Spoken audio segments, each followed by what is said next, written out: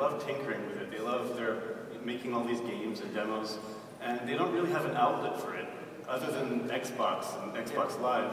So that's what we're trying to do. We're trying to get a marketplace as well for all these Kinect hacks.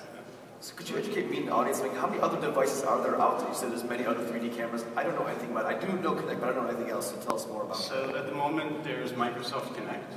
There's Asus Action, that's what it's called. And there are a few more on the way. Okay. Is this going to be possible with just a webcam eventually, or is it always going to require, and what's the difference between a Kinect and a webcam, really? You know, so, both in terms of price and in terms of the product. RGB. There are a few companies doing similar things with webcams. The problem is they don't work too well with bad lighting condition or long distances.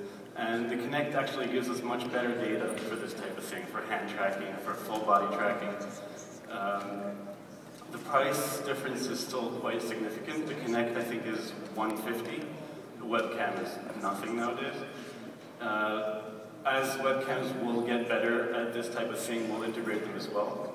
And our platform will allow 3D sensors, normal webcams. I got a quick question as well.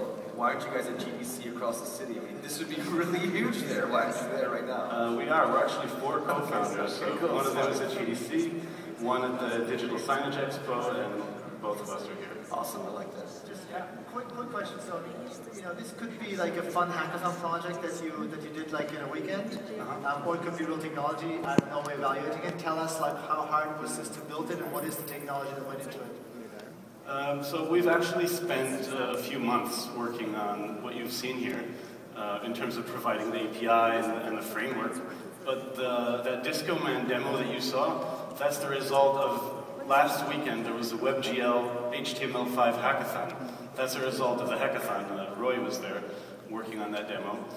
And basically we worked hard so that everyone else can do impressive things in a weekend.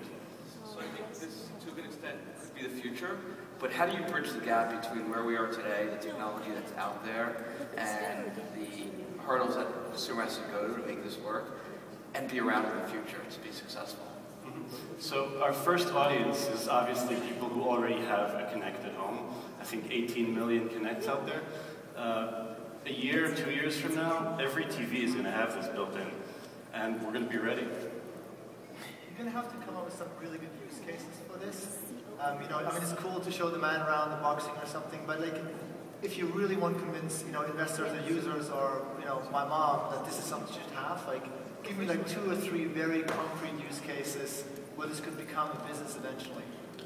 So first thing, getting rid of the remote control is huge. You want to sit, you know, on your couch and flip through channels, raise the volume, lower it, without looking for the remote every time.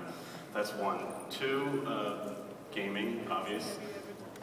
Fitness is also huge. Quite a few companies are creating products based on 3D sensors for fitness, and being able to play a fitness game in your Facebook window using Zigfu is going to be huge as well.